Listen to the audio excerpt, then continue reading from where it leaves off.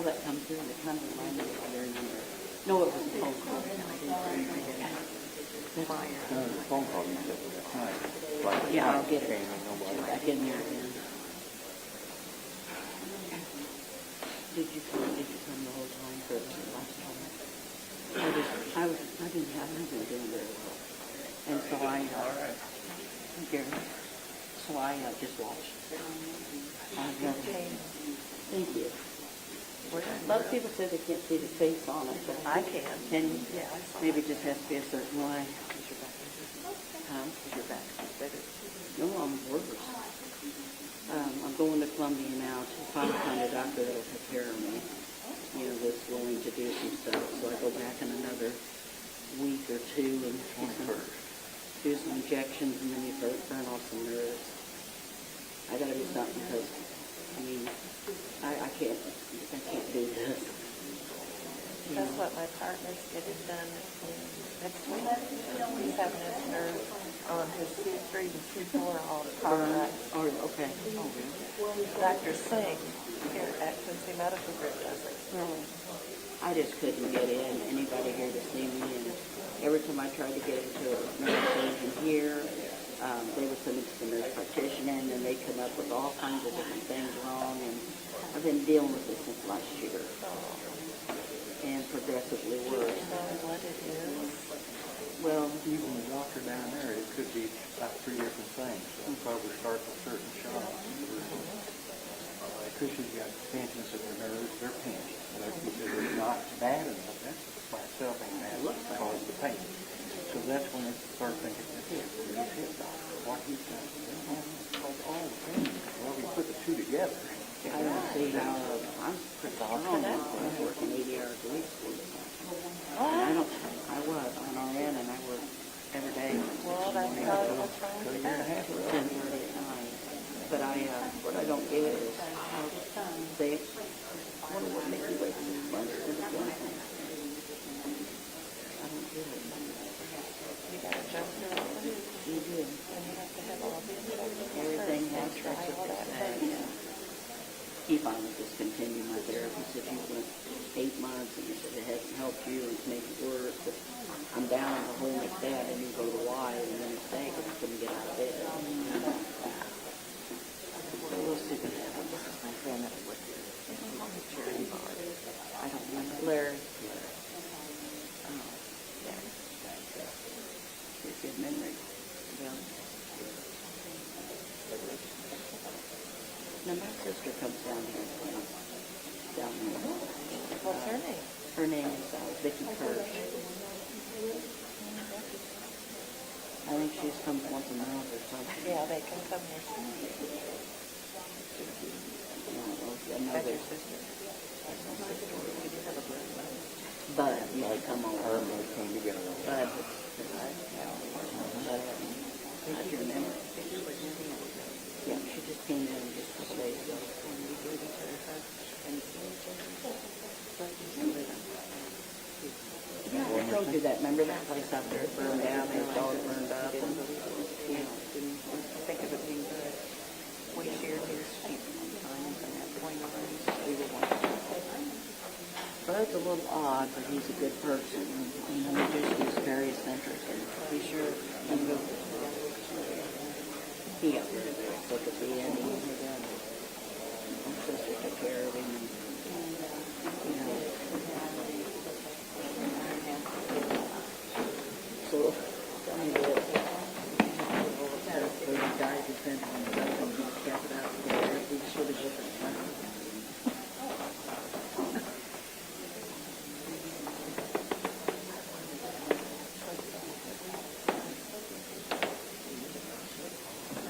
Your shoes.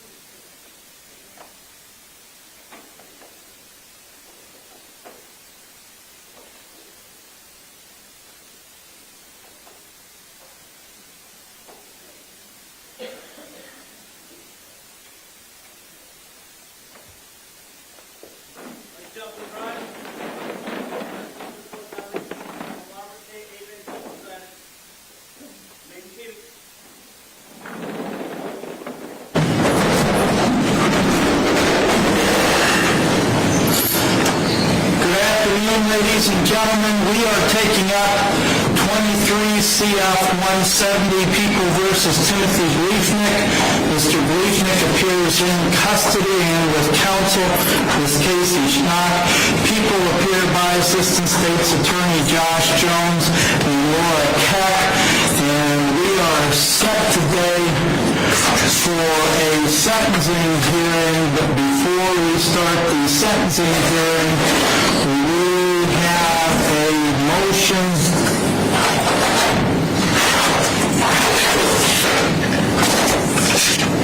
which is the post-trial motion, which was filed by the defendant, and we will hear that motion first. And Ms. Schnock, are you ready to proceed on that motion? I am, Your Honor. And Mr. Jones, are the people ready to proceed on that motion? We are, Your Honor. And Ms. Schnock, are you going to present any evidence on that motion or just argument? Just argument, Your Honor. And people same way? Yes, Your Honor. Okay. And Ms. Schnock, you may be heard. Thank you. May it please the court, Ms. Heck and Mr. Jones. Your Honor, there are several points in the post-trial motion that speak for themselves, but there are a few points that I want to address specifically to the court. First and foremost, I would like to address and speak to the issue which I will refer to as the Google searches. It is a basic principle of law that an appropriate foundation must be laid in order for evidence to come in. I would submit that the court was well aware that the state was unable to establish any type of meaningful foundation in their attempt to introduce the Google searches. And I say that because the searches that were introduced during the course of the trial had no time, had no date, and the state was unable to present any evidence with any reasonable degree of certainty as to when those Google searches were made, allowing the jury to guess and speculate as to when those actual searches were made. Now, the state argued that because these searches came off of Tim's work laptop, that it must have been done by Tim. But that does not take into account, it does not exclude, or it does not allow for the fact that Tim had 3 boys in his home on at least a 50% of the time basis that would have had access to this. But that's beside the point when you can't even establish when the searches were made to begin with. But I do want to intimate the fact that there was no direct evidence suggesting that Tim made the searches on his own. In addition, there was no evidence to establish that these searches were done all at the same time, all at once, or whether they were done separately over the course of time.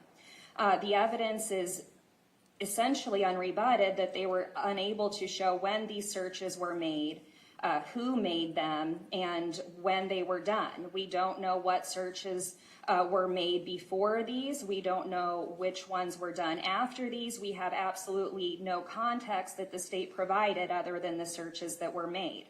And I argued during my closing argument, and I'm arguing here today, that when those searches were done is exceptionally important to the evidentiary value that those searches hold. If those searches were done any time before Becky's murder, I would have to agree that they have probative value and they should come in. If they were done after Becky's murder, I'm not certain what the probative value would have been as far as Becky's murder is concerned.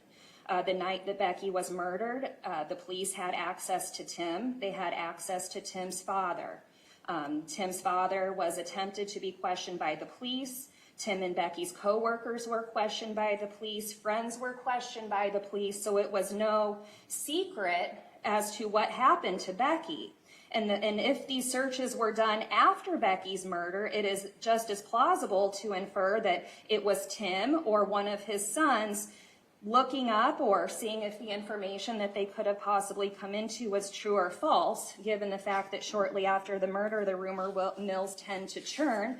But certainly there was information out there that was true. There was certainly information out there that was false. And it is only human nature to look into the death of your spouse and the nature and manner that has been intimated that these searches occurred. But in any event, with respect to those Google searches, we suggest and argue that it was improper for them to be admitted due to the lack of foundation. Along with that would be an error that the state made when Mr. Jones argued in his closing argument that the court file and all of the evidence had been sealed, and Tim would not have known any of the things that were presented to the court at that time. And again, there was no evidence presented to the jury that this file was sealed or that Tim otherwise had no access to the details of Becky's murder after her murder but before his arrest. Mr. Jones took it upon himself to announce to the jury at that point in the trial, where I had no opportunity to rebut. If I were to have objected to that statement, then I draw attention to it.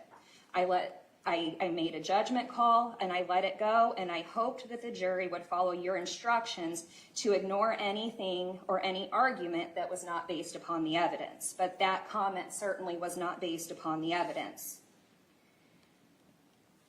And once that bell has been rung, you can't unring it. And with respect to sealing the file, that was done. Next, I want to make mention to what I will refer to as the Drew Peterson Doctrine. We had a very lengthy pre-trial hearing regarding whether or not Your Honor would allow in certain hearsay statements. Over my objection, my continued objection, the court allowed in those certain hearsay statements per the Drew Peterson case.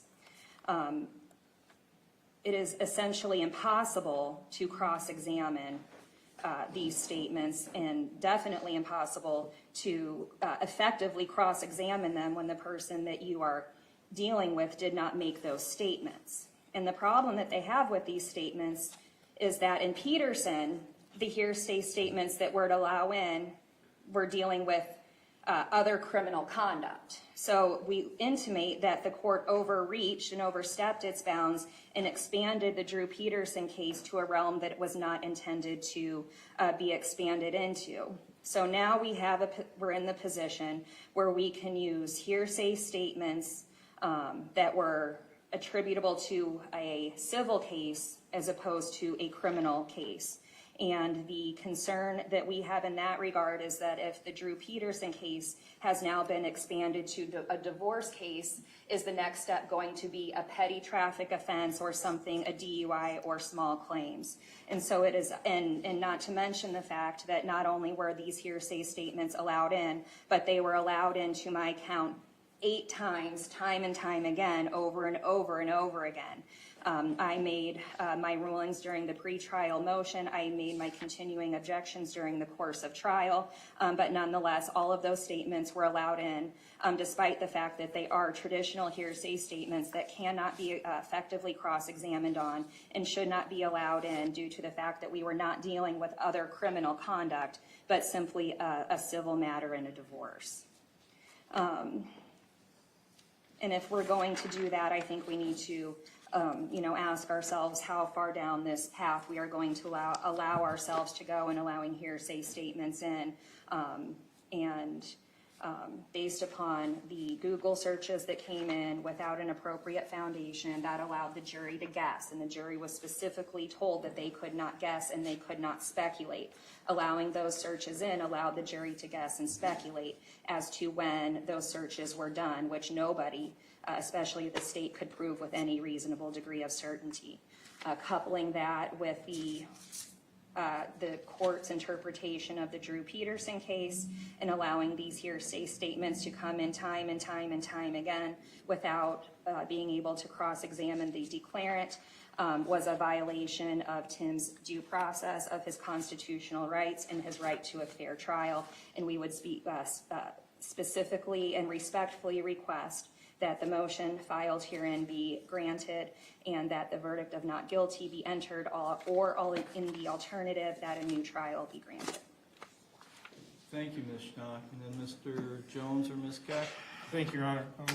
I'll address the issues that Ms. Schnock raised first, and if the court wants me to address any of the other issues in the post-trial motion, I can, but I'm just going to focus on the ones that Ms. Schnock argued. That would be fine. With regard to the Google searches, Your Honor, and the lack of foundation, I think we have to start with the principle that foundation is just about whether or not it's admissible to give to the jury.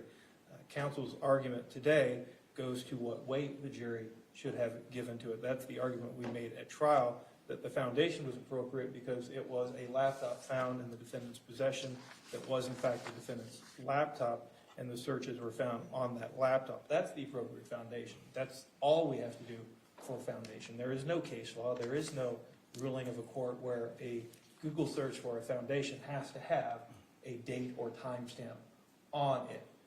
Counsel was free to argue, and in fact did argue, that because there was no date or timestamp, the jury should not give it much weight. We were free to argue that the jury should give it weight based on other facts, and that's the nature of the argument. It's not a question of foundation at that point. It's a question of weight as opposed to admissibility. And again, it was subject to cross-examination. The defense had every opportunity to cross-examine those witnesses who testified on that, and they did cross-examine those witnesses as to the lack of date and time stamps on that. I would also point out to the court that the full extraction from that laptop was provided to the defense, and they had every opportunity to examine it themselves. The second point that she raised on that was a comment that I made in closing arguments with regard to the seizure of the laptop.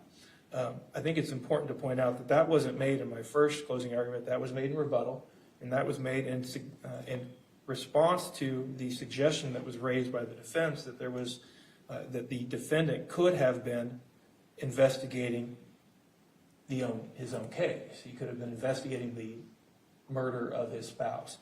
I would point out that there was no evidence of that, and much like Ms. Schnock had the opportunity to object, I could have objected. I chose not to object because I was allowed to respond in rebuttal that there's no evidence that he was doing this, and that in fact certain items had not been made public, and that he was searching for things that were not generally known to the public. That was an invited comment based on the suggestion by the defense that the Google searches should be ignored because the defendant was, again, without any evidence that the defendant was doing this, that the defendant was searching or trying to investigate his wife's own murder, or that apparently one of the three boys was doing that.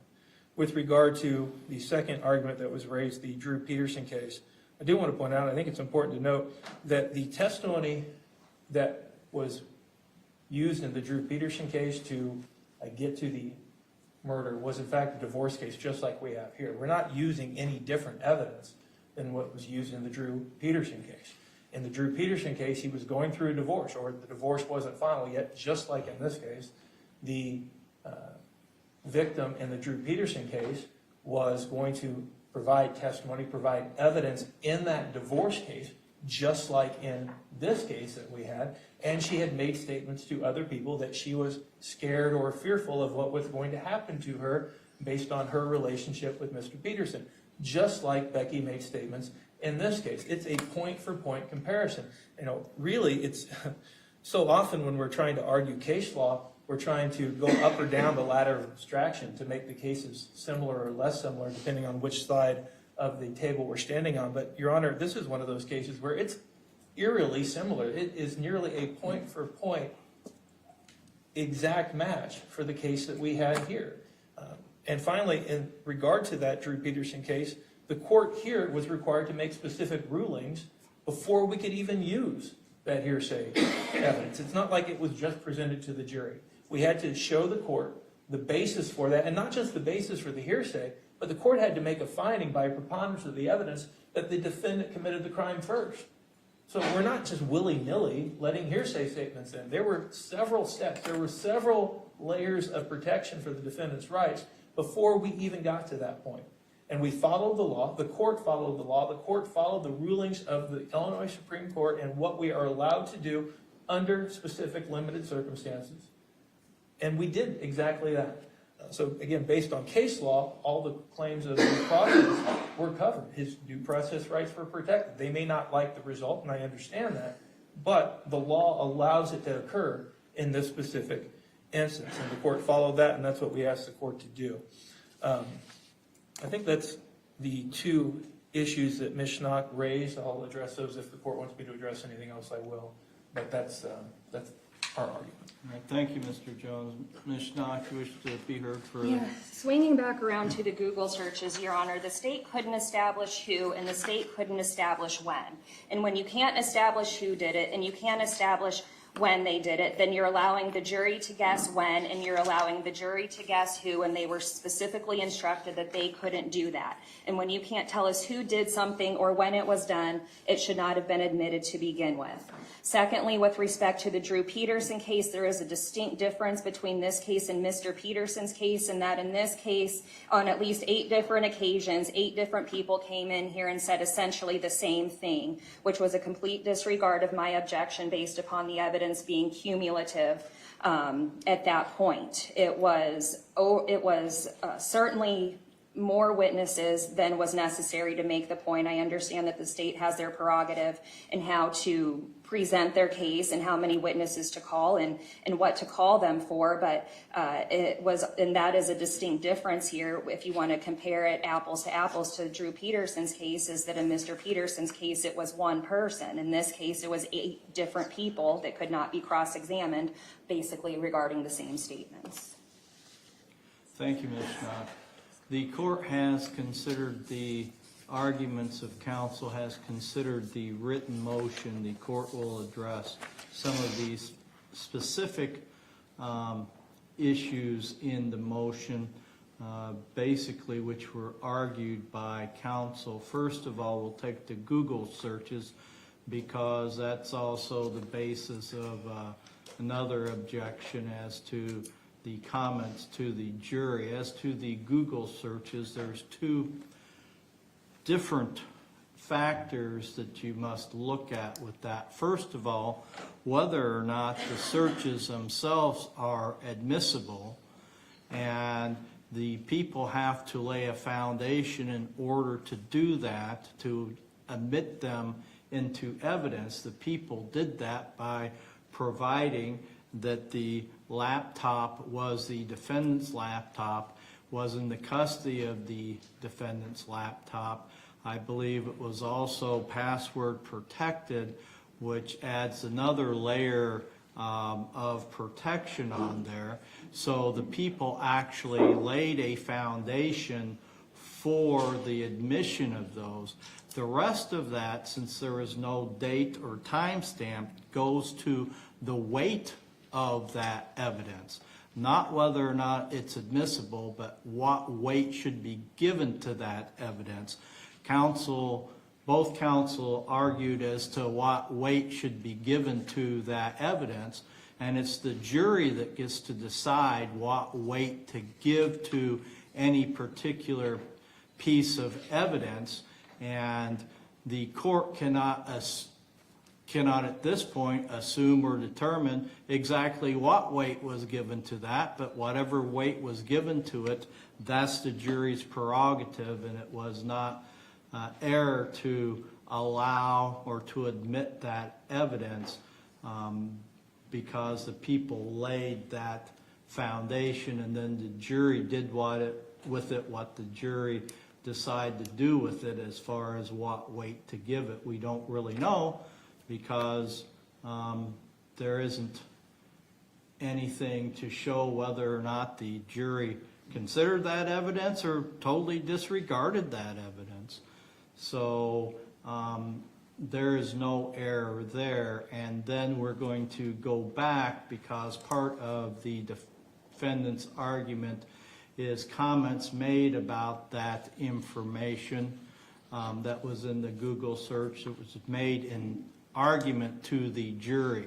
The jury is instructed that they are to disregard any argument that is not based on the evidence at trial. That's one of the jury instructions. The court gave that instruction. The court assumes that the jury followed that instruction.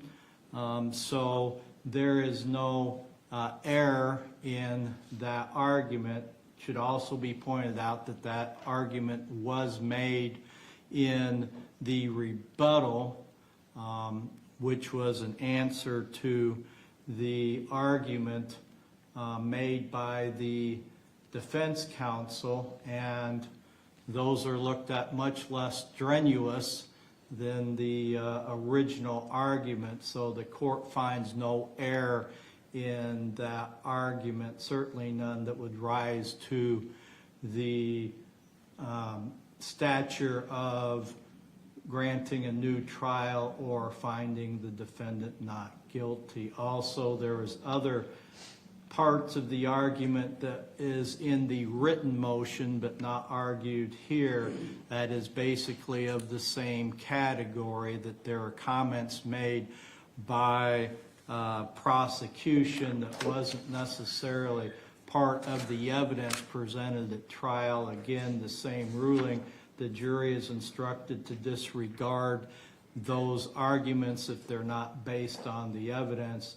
The court believes the jury did that. There's nothing to show that the jury did not do that. Then we come to the hearsay evidence, which comes from the Illinois Supreme Court case of People versus Drew Peterson.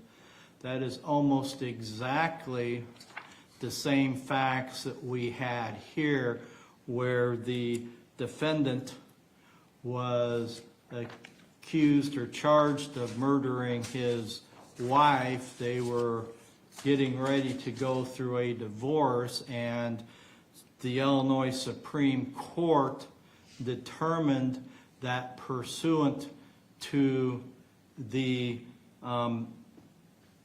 in that case, that pursuant to the waiver by forfeiture, that the defense could not keep out hearsay statements, because one of the ways those statements would have come in would have been if the alleged victim were to testify.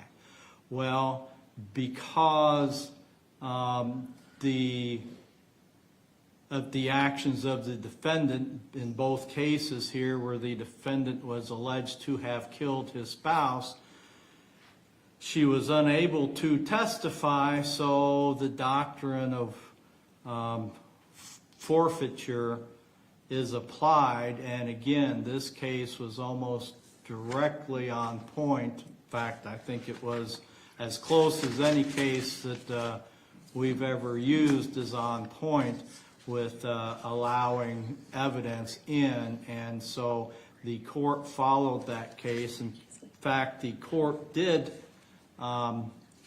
keep out some statements that were made that the people wanted to use, that the court found should not be allowed in, and that was at one of the pre-trial hearings where the court did not allow the media in because we were having hearings on sensitive matters that could affect the trial. But anyway, forfeiture by wrongdoing applied to the hearsay statements in this case as set out by the Illinois Supreme Court in People versus Drew Peterson.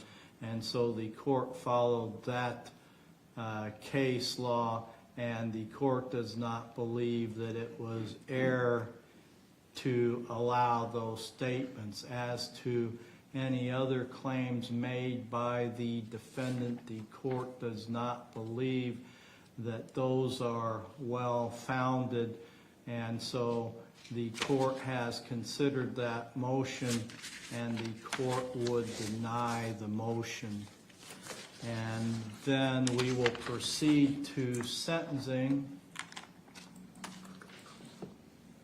And Mr. Jones, are the people ready for sentencing hearing? We are, Your Honor.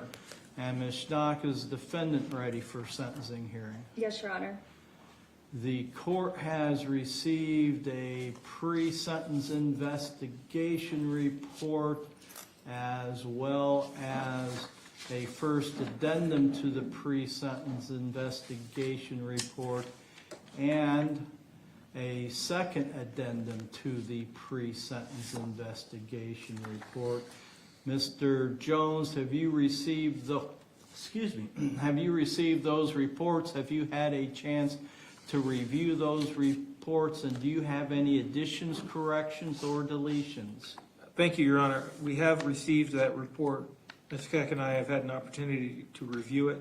We have no additions, corrections, or deletions to report to the court today. We would have no evidence in aggravation to present to the court today. There are victim impact statements that we would ask the court to hear. All right, and Ms. Schnock, have you received those reports? Have you had a chance to review those with your client? And do you have any additions, corrections, or deletions? Your Honor, I received the pre-sentence investigation reports in a timely manner. I have had ample opportunity to review those, as has Mr. Bliefnick. I have no additions, corrections, or deletions to offer the court. I have no evidence to offer the court today, merely argument and mitigation. All right, neither party has evidence. Then, Mr. Jones, you have victim impact statements that you would like to present? We do, Your Honor. If we could start with Bernadette Postal. Okay, and how are you going to want to do those? Ms. Postal will be sitting at the table with us. Okay. And then the remainder of them, I believe, will all be from the witness stand. They won't be sworn, but they'll be All right. reading from the witness stand. That's fine, yes. Just make sure we have the microphone by her. Ma'am, you may, but if you're going to read something, though, I'll have her. I want to tell you, please read slowly, okay? So a lot of us, when we start reading something that we've written, we go real fast because we know what it says, but nobody else knows what it says. And so if you would try and go slow, I'd appreciate it, okay? Go ahead, ma'am. I'm Bernadette Postal, the mother of Becky Bliefnick. When you murdered Becky, you took from your boys the person who loved them the most on this earth. You replaced their mother's love with emotional scars and trauma that will last their lifetimes. Becky's family, friends, co-workers, and patients will never again see her smile, hear her laugh, feel her embrace, or receive her love. We are left with emptiness that cannot be filled. We are only left with memories. Your soul is black with hate. Your heart has only love for itself. You should never be allowed to be free again. Thank you, ma'am.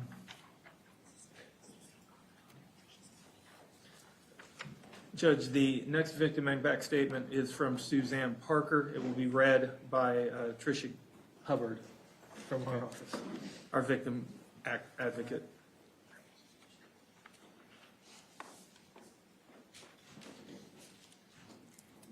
Just make sure you pull the microphone down. Thank you. My name is Suzanne Parker, residence Durango, Colorado. I am one of Becky Bliefnick's 3 aunts. The news of Becky's death came to me on the day she was murdered, February 23rd, 2023, when my brother William Postal telephoned me to say he had found her bullet-riddled dead body on her bathroom floor. My life since that day has never been the same, and I fully expect that to be the case for the rest of my life.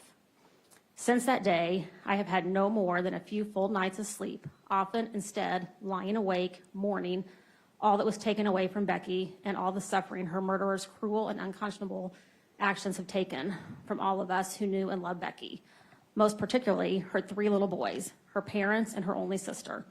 I can find no explanations in a normal world for such monstrous behavior except that these actions were those of a despicable, conniving, totally self-centered, and greedy narcissist. This convicted murderer deserves few words spent to describe him. Becky, however, deserves to be remembered forever for her boundless love, kindness, and caring for others. In my physical and emotional pain and that of Becky's other family members, friends, and caring colleagues and community members touched by her. We can only keep her in our loving memories. She lives on in her 3 sons, and we must content ourselves with that and with how she enriched our lives. I personally have had to seek medical assistance for my insomnia and digestive issues created by this tragedy. But those will be worth it to me to know that you, Judge Adrian, give Becky and all who love and miss her justice. I implore you to bring that to our murdered loved one and take away forever all chance of freedom from the monster who murdered her. Thank you, Suzanne Parker. Thank you. Judge Terry Schultz.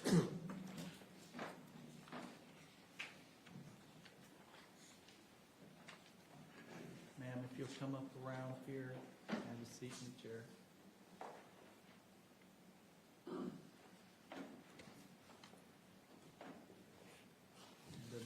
scoot up to the table to where you're comfortable and bend the microphone so it's in front of you, all right?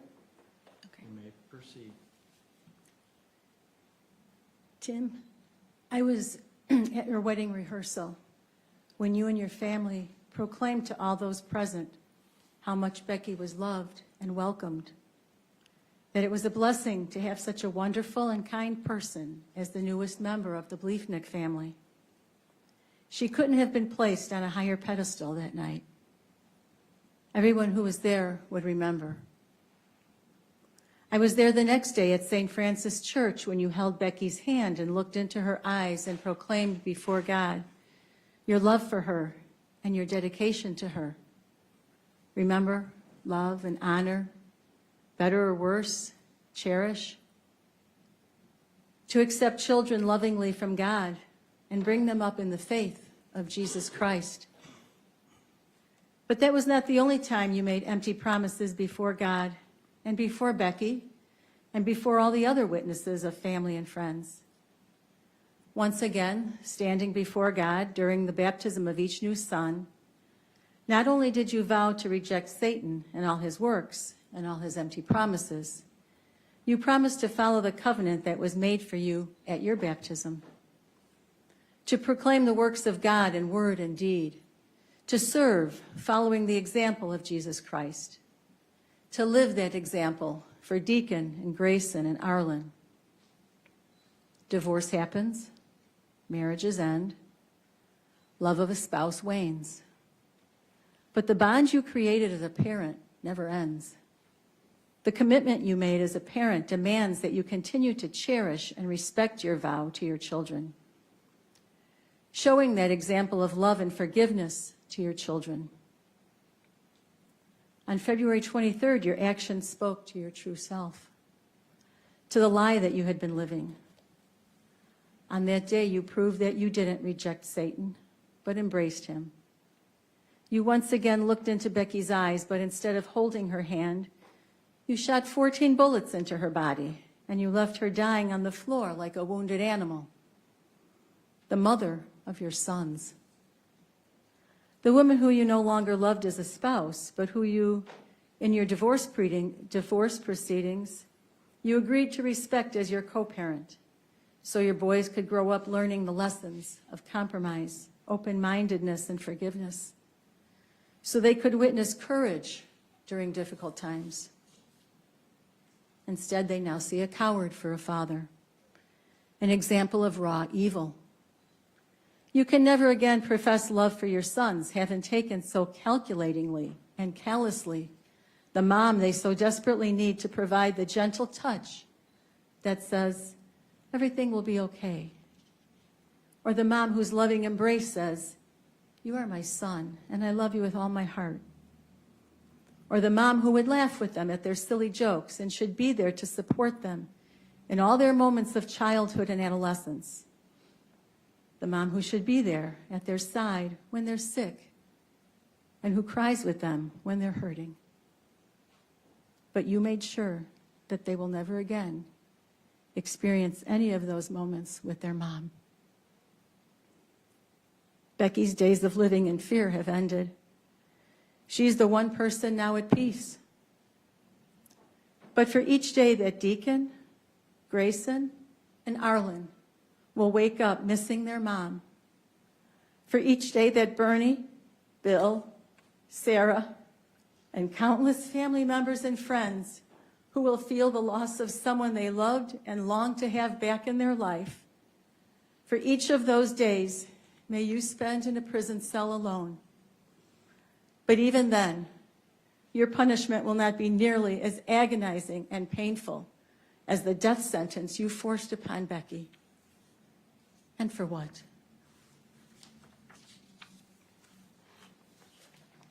Thank you, ma'am.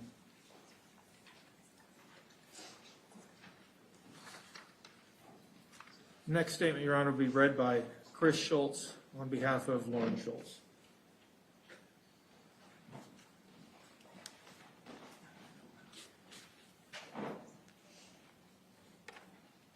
Again, if you'll scoot up to the table and where you're comfortable and bend the microphone so it's in front of you, please. Oh, I got it. I'm Becky's cousin, Chris. I speak today as the voice of all Becky's cousins, Mike, Jay, Jim, and Lauren. We are burdened by unimaginable grief and an unfillable void. The years of hell that you mercilessly dragged Becky through was no secret. In January 2022, just over a year before her murder, we sent Becky a care package as a show of love and support. Along with the gifts, we included a letter reminding her of our shared roots and the unbreakable bond of our family. Little did we know that our promise to always be there for her would encompass the heart-wrenching task of carrying her casket just 13 months later. We see people commend our family for their strength, but they cannot fathom the depths of our aunt, uncle, and cousin Sarah's resilience. The truth is, our family has no option but to carry on, to navigate the agony that's been thrust upon them. Every milestone, every celebration, and every family gathering will forever be tainted by the painful absence of Becky. But it's not only the big moments that remind us of the void. Grief seeps into every crevice of our lives, even the smallest daily interactions, like when her name and photos still appear in our family group text. The ache of knowing she should be there lingers, bringing us to tears and casting a shadow over even the most mundane parts of life.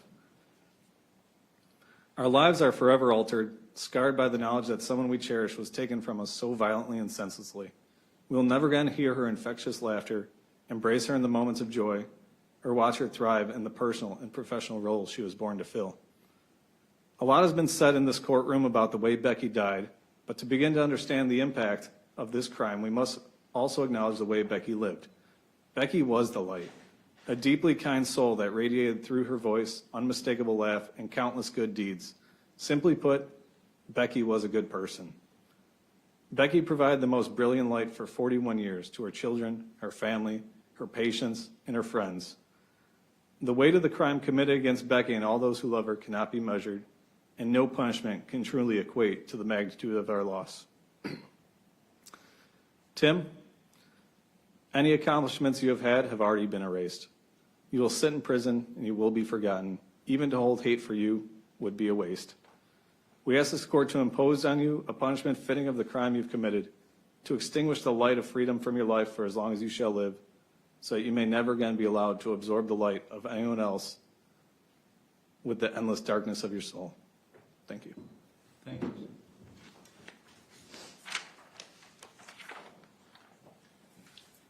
Brett Riley, Your Honor.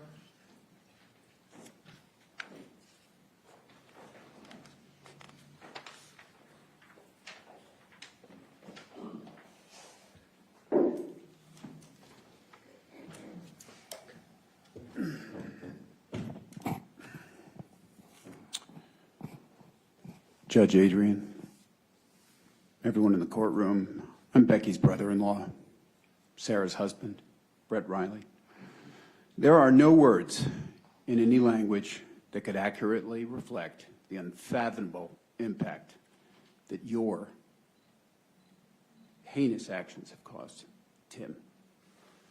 Did you think for even a split second about 5-year-old Arlen as you stood over his beloved mommy, riddling her helpless body with 14 bullets? Arlen, who cried in my arms the last time we were here, begging me not to go back to New York. Arlen, who profoundly misses his mommy and whose life is now forever altered in unfathomable ways. Arlen, whose mommy was 1,000 times more to him than Santa, the Easter Bunny, the Tooth Fairy, and all the Transformers combined. Did you think about 10-year-old Grayson as you charged down his hallway, chasing his defenseless mommy en route to slaughter his entire world? The person that loved him more than anything in the world. Grayson, who wakes up in the middle of the night, crying out for his mommy, who now will never come running to comfort him.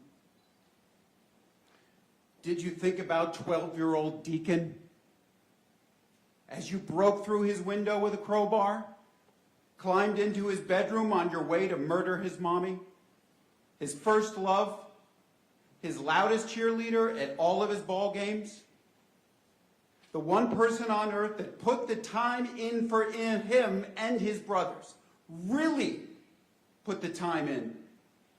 Will Deacon, Grayson, and Arlen, these three innocent victims, ever again trust the staying power of love? Or will they forever fear that their greatest loves could at any moment be taken away forever? Becky was not the only helpless victim on February 23rd. You rode on that bike that night towards all of us. Do you realize that you not only fired your gun at Becky, but you also fired at Deacon, Grayson, Arlen, Bill, Bernie, Sarah, myself, dozens of family members and hundreds of friends, colleagues, patients, and members of the Quincy community who are now forever reeling from the loss of their mother, their daughter, their sister, their cousin, their friend, their devoted nurse. You had zero right to sentence our beloved Becky to death. In doing so, you've sentenced her children, her family, and her friends to a lifetime of profound grief that we will be navigating for the rest of our lives. Honorable Judge Adrian, I plead to you now to take the law into your own rightful hands and sentence Timothy Bliefnick to a life in prison without the possibility of parole.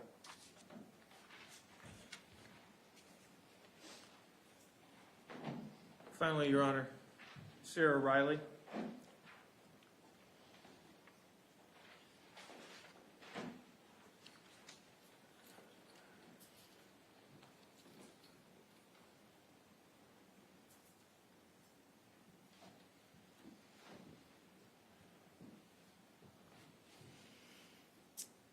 My name is Sarah Riley.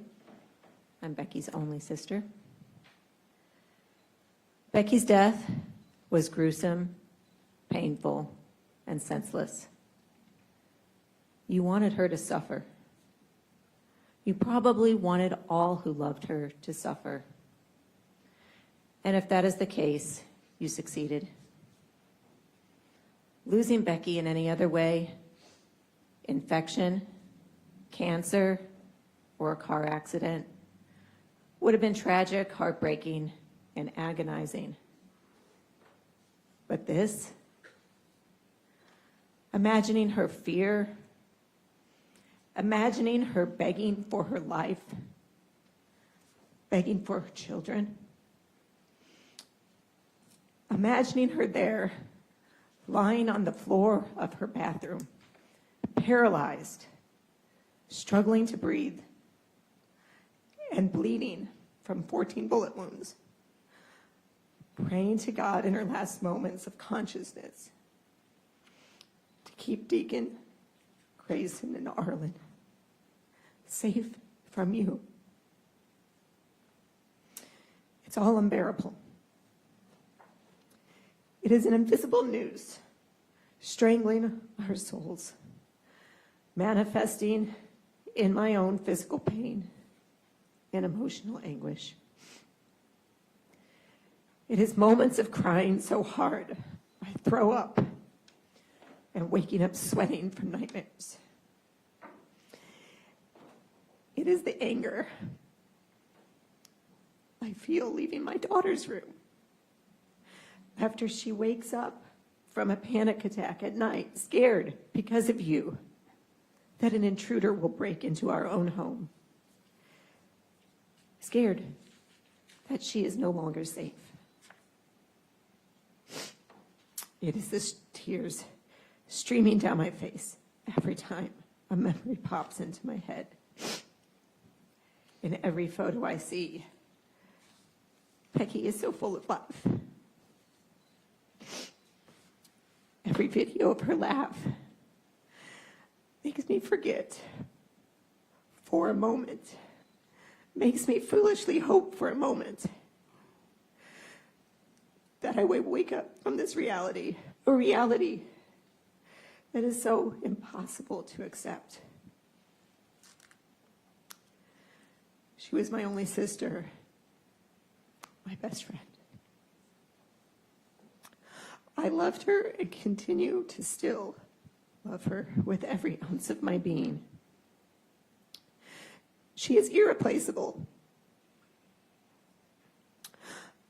I am left here living with and locking away my own suffering so I can move forward with my life for the sake of my family, for the sake of the boys.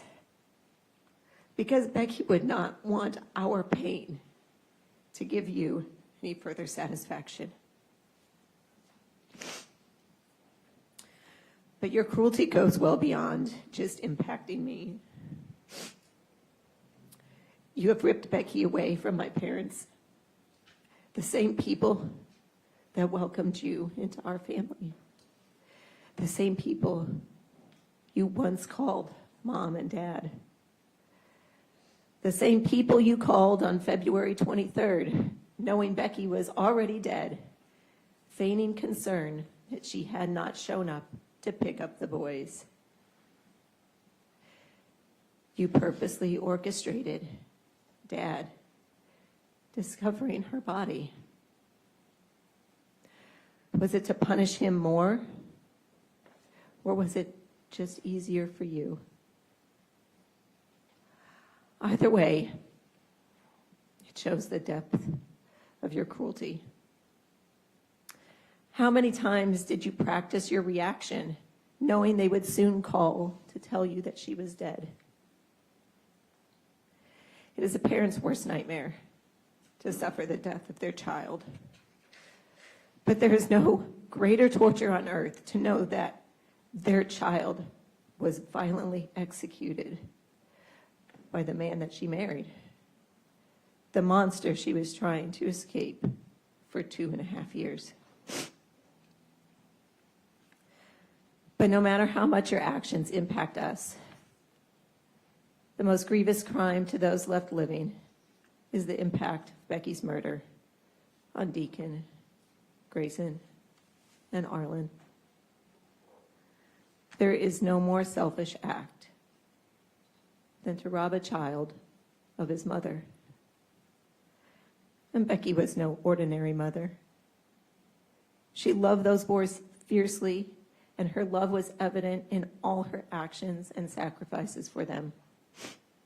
She was willing to put them first, even during the divorce process, believing that a life with their father as an equal parent was better for the boys than her going with her gut and fighting for majority custody. She was willing to put up with the emotional turmoil that you put her through because she believed you loved the kids. She knew the kids loved you, and she believed that you would put them first, no matter your feelings about her. Tragically, she was wrong. She was wrong in believing that you could love anyone more than yourself. If they haven't already, your boys will realize that their father doesn't love them. They will realize that every time you said those words, you lied. They will understand that you cared more about your own selfish intentions than their well-being, their happiness, and their future. Because a father who loves his children would never murder their mother, no matter how much he hated her. Because a loving father makes sacrifices for his children, knowing that what is best for them is always the priority. Your children's future will be forever impacted by your crime. They are already suffering, crying for their mother that they would wish would walk through the door and take them home to the life they once knew and loved. The raw grief that they now feel will change over time, and we hope that with our guidance and faith, it will transform into acceptance and forgiveness, because that will mean that they have chosen to live with Becky's love radiating in their memory and not with the scars that you have caused. But if those wounds are too deep, their grief may take a different path. It may evolve into their own depression, suicidal behavior, substance abuse, or defiance. The statistically proven outcomes of trauma. Maybe you should have Googled childhood PTSD in between your internet searches for homemade silencers and VIN numbers. Your children will never be able to escape their past. Carrying the Bliefnick name is a sinister stamp on their innocent lives. They will always be known as the kids whose father murdered their mother, and they will be judged. They have already been taunted. Don't you realize how cruel kids can be? Growing up is hard enough without the emotional baggage they now carry and the scrutiny that will forever surround them. Those who don't reject them outright may harbor suspicion. Did they inherit their father's evil? Is your narcissism a family trait, not only passed down through your genes, but through their experiences with you as their father? Did they learn that women should be manipulated, controlled, and abused by the way they saw you torture Becky? When they start dating, what kind of women will they attract? Those who can see beyond your crime and love them for who they are may have parents that discourage the relationship all because of you. They may learn to hide from their past and resort to lying to their partners, terrified that your crime will scare away their true loves. They may forever have a fear of abandonment, or they may avoid relationships altogether, believing that they do not deserve love. And much worse, they may fear that they'll turn into you. Each friendship, each romantic relationship will teeter on their ability to rise above the stigma, to rise above their trauma, to be confident in themselves, and to learn to love wholly and selflessly in spite of this experience. We will now pick up the pieces and show the boys that God's love and our love will one day heal their wounds, and that life can once again be beautiful. We will now sacrifice the lives we were living, the futures we had envisioned for ourselves, to be their parents and role models, to raise them in the way they deserve, to raise them in the way Becky would want. And we will do so together, my parents, Brett and I, because real love makes sacrifices. Judge Adrian, I request that Tim be sentenced to the furthest extent of the law, life in prison without parole. Our lives will be forever lived with an emptiness that can never be filled due to his premeditated and gruesome crime against humanity. Knowing he will face a lifetime of isolation and emptiness behind bars is only a small solace as we try to make sense of this inconceivable world without Becky. Thank you, ma'am.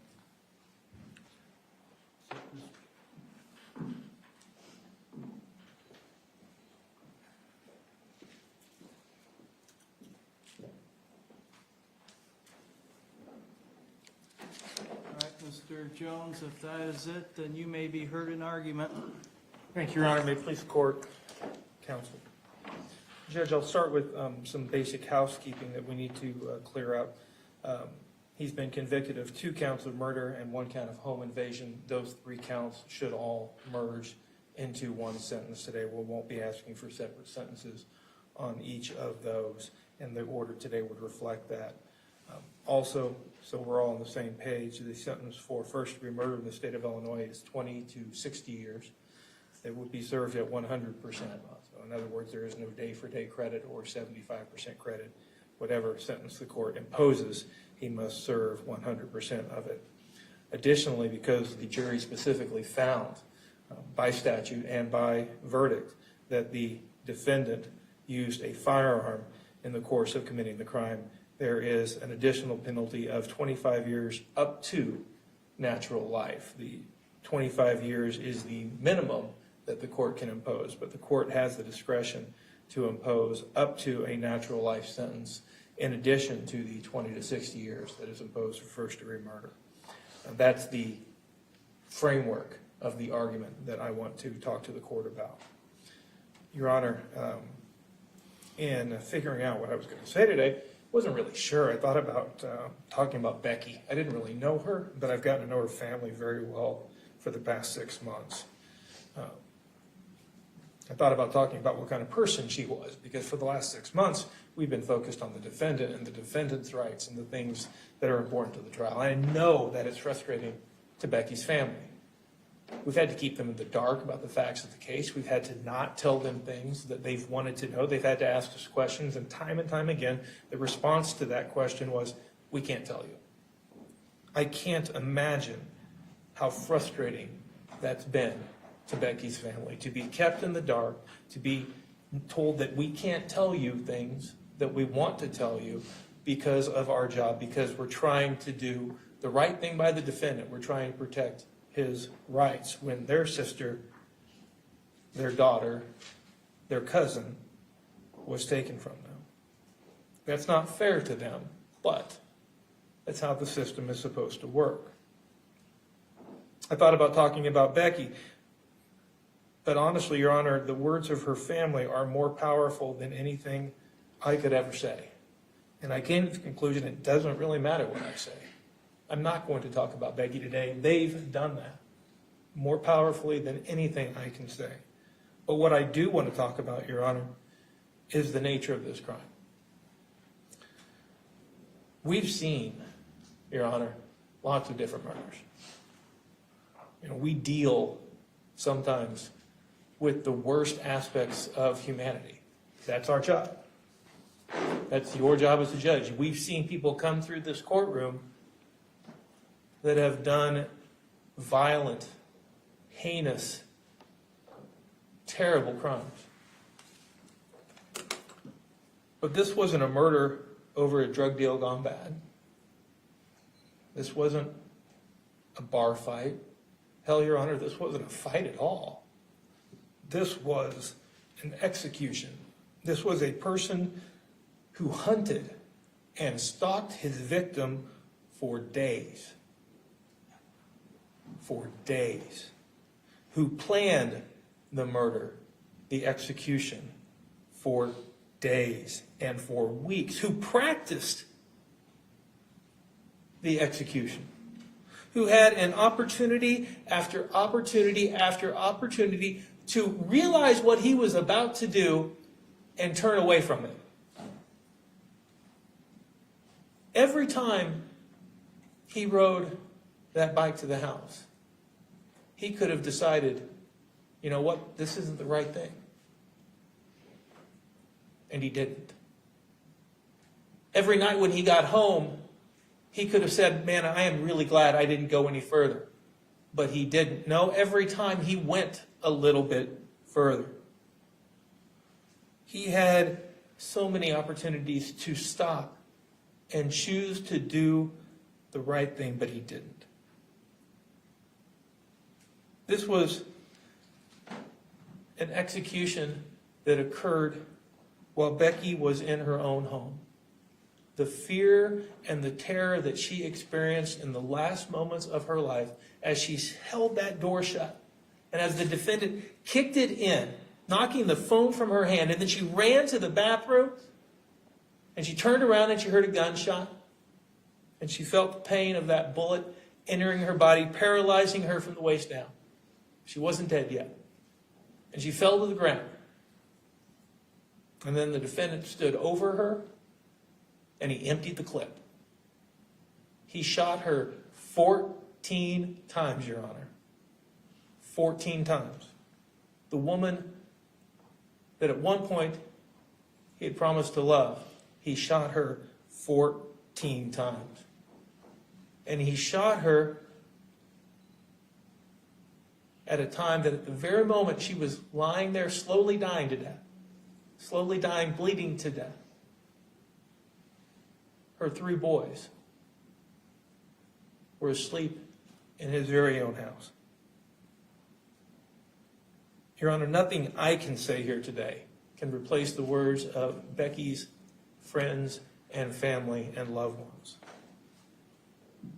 But what I encourage this court to think about is not just the effect on the family, but also the manner in which this crime occurred. There are many different ways a homicide, a murder, can be performed. In my 22 years as being a prosecutor, I have never seen a murder that was as planned, as meticulous, as thought out, as premeditated as this case. 14 times, Your Honor. She wasn't dead. She lay on that bathroom floor while her children were still asleep in the father's house. She lay on that bathroom floor, slowly bleeding to death. Your Honor, this defendant deserves a sentence of natural life. Thank you, Mr. Jones. Ms. Schnock.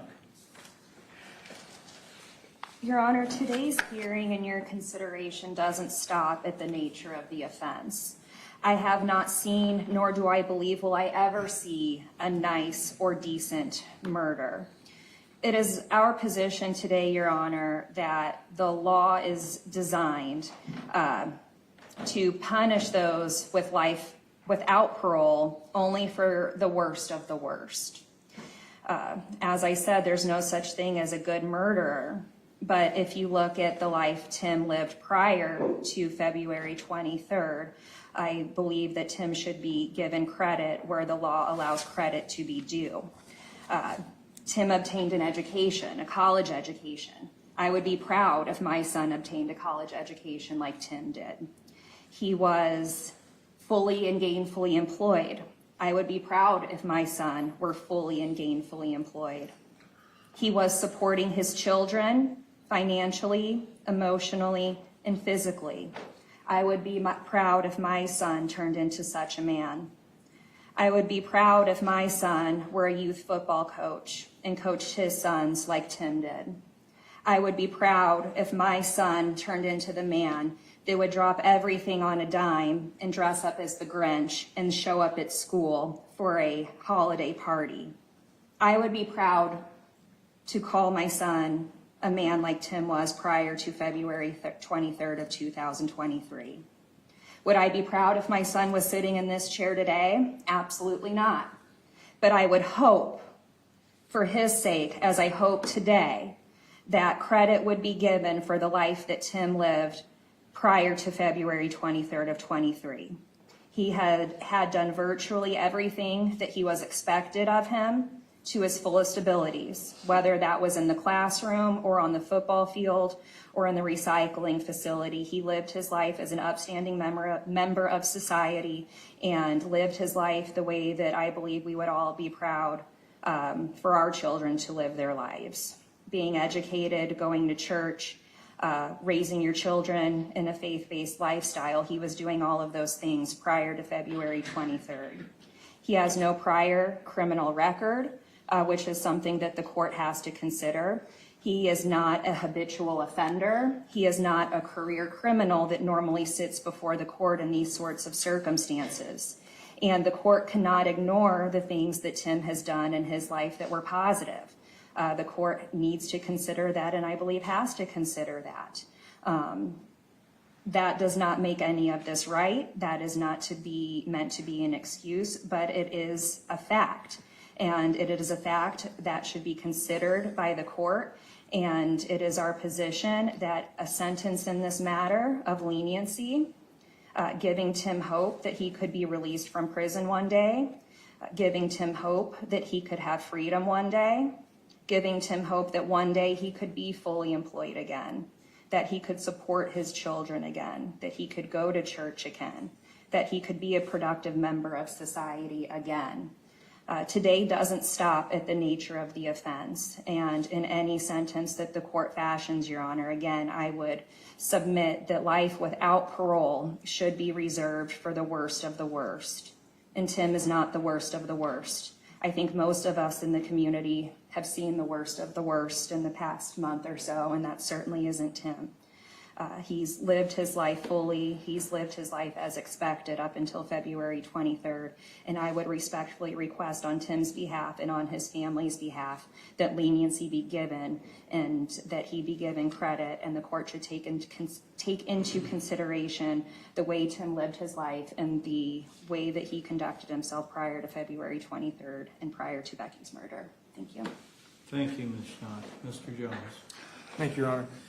Your Honor, I have no dispute with the fact that the defendant was college educated and fully employed. What I do disagree with counsel on is that he should have been given credit for that. So many times in these cases, we see defendants who aren't college educated, who aren't fully employed, and it still doesn't prevent them from doing the right thing. Mr. Bliefnick had every opportunity to do the right thing. He had every advantage in life that would prevent him from feeling the need to commit this crime, and yet he still made this choice. And it wasn't a split-second decision, Your Honor. It wasn't, it just went too far. This was a premeditated stalking and execution case. That's what he did. The defense asked for a sentence of leniency, hope, and mercy. Your Honor, I ask that this court today show this defendant the same leniency that he showed Becky Bliefnick on February 23rd when he fired 14 bullets into her body. I ask that this court show him the same hope he showed his wife when he stood over her and fired that gun again and again and again. And on August 11, 2023, I asked this court to show him the same mercy he showed Becky Bliefnick when he left her alone on that cold bathroom floor, paralyzed from the waist down, unable to breathe because a bullet had pierced her lung. Show him the same mercy he showed her on February 23rd when he left her to die completely and utterly alone. Thank you, Mr. Jones. Mr. Bliefnick, before I sentence you, you have a right to make a statement to me. Is there anything you'd like to say? No, Your Honor.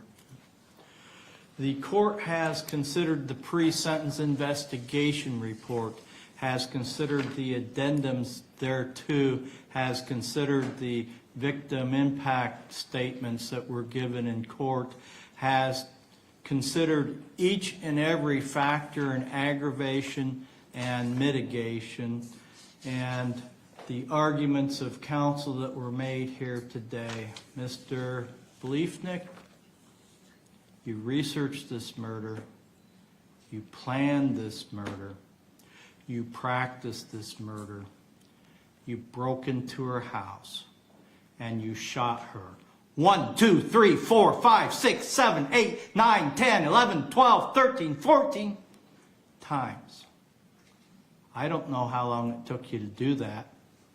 Some of those shots were fired while she was lying on the ground. And you did all of that while your children were upstairs at your house, lying snug in their beds. The court believes that the appropriate sentence for each of the 2 counts of first-degree murder would be natural life in prison. Court believes that the 3rd count of home invasion, appropriate sentence is life in prison. Those 3 sentences will merge together into one life sentence.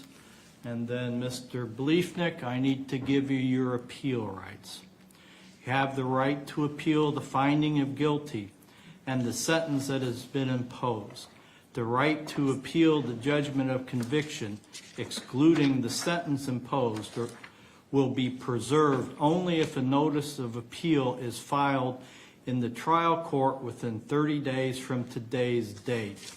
If you desire to challenge the sentence or any aspect of the sentencing hearing, you must file prior to an appeal and within 30 days of today a written motion asking the trial court to reconsider the sentence imposed or to consider any challenges to the sentencing hearing, setting forth in the motion all issues or claims of error regarding the sentence imposed or the sentencing hearing.